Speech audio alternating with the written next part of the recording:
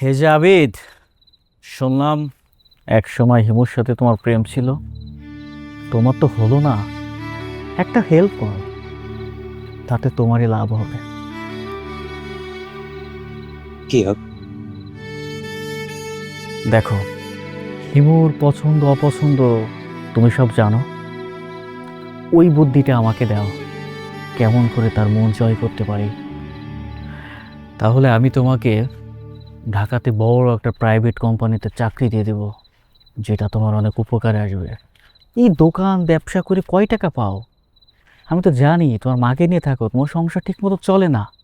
আমার একটা ফোন কলের বিষয়ে তোমার চাকরি হয়ে যাবে। আপনি চান আপনাকে আমি হিমুর মন পেতে সাহায্য করি? অবশ্যই। তুমি তো ব্যর্থ প্রেমিক।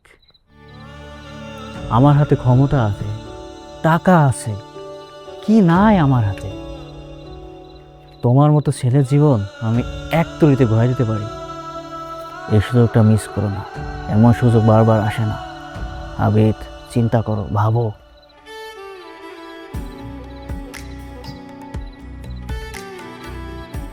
না, আমার আত্মসম্মান বোধ দেখছে আমার কোনো চাকরি চাই না।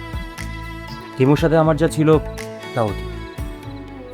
আমার নিজের স্বার্থের জন্য আমি কাউকে ছোট করতে হবে। আচ্ছা, হুম, ভালো। তুমি খুব সাহসী ছেলে। দেখো বিষয়টা ভেবে, তুমি যা ভালো মনে করো তাই হবে। ঠিক আছে, আসি, হ্যাঁ।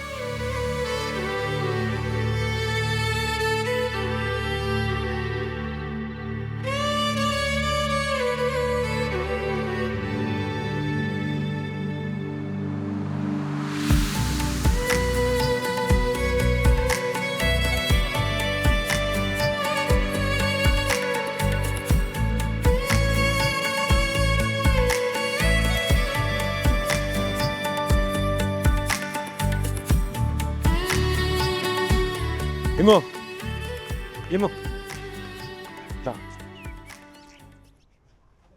আমার কথা শোনো। কেন এমন করতেছ তুমি আমার সাথে? আমি কি করছি?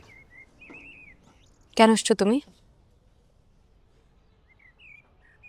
আমি তোমার সাথে কথা বলা ছাড়া থাকতে পারি না।